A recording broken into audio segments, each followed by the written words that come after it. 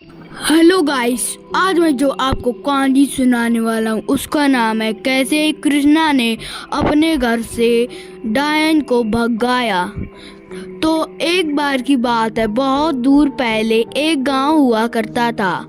वो गांव में एक घर था जिसमें कृष्णा नामक एक लड़का रहता था। उनने उस गांव में नया घर लिया था किराए पर। उसे पता नहीं था कि जो घर उसने किराए पर लिया है उसमें एक डायन का राज है। तो जब वो सोया करता था तब उसकी नींद हमेशा खराब हो जाती थी, क्योंकि उसके घर से किसी के रोने की आवाज़ आया करती थी।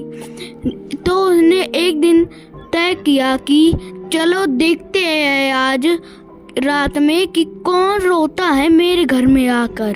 उसे आज तो रंगे हाथों पकड़ूंगा।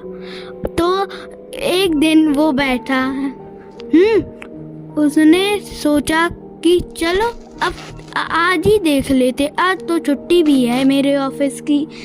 तो वो रात में एक किनारे पे बैठा जिस तरफ से बहुत ज़्यादा आवाज़ आया करती थी। वो जैसे बैठा, रात के 11 बजे वहाँ पर एक डायन आई जो रो रही थी। वो तो बेहोश होके वहीं गिर गया, मगर वो बच गया क्योंकि जल्दी ही सुबह हो गई, वरना वो डायन उसे मारने ही वाली थी। तो वो सुबह सोचा कि चलो कुछ सर्च करते, इस डायन को अपने घर से कैसे भगाए। तो उसने सर्च किया कि अपने घर से डायन को कैसे भगाए। तो उसमें एक आइडिया आया उसे, मगर सर्च में कुछ नहीं आ रहा था, मगर उसे एक आइडिया आया अपने दिमाग में कि चलो आज फिर बैठेंगे। असल में उसने संडे के दिन देखा था, तो उसने देखा कि कैसे भगाए, मगर उसमें तो दिखा नहीं रहा था इंटरनेट पे। तो उसने सोचा चलो मिसाल लेके आज बैठते, जैसे आई उसे मिसाल से डरा देंगे। तो वो मिसाल उसने बनाई, उसमें उसने रुई और कपड़ा लगाया। उसके बाद उसने उनमें तेल डाल के आग जलाई। वो जैसे रात में बैठा, वो डायन फिर से आई।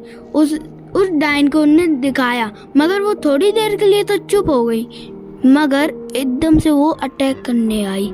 तो वो एकदम से भागा। वहाँ पर उसी के घर के थोड़ी दूर में एक गांव था। उसके घर के बगल में एक दूसरा गांव था, वहाँ पर एक मंदिर था। तो उसने सोचा कि चलो उसी मंदिर में जाते हैं, वहाँ ये डायन नहीं आ पाएगी। वो जैसे गया तो उस डायन को कोई फर्क ही नहीं हुआ। वहाँ पर शिव जी का त्रिशूल था।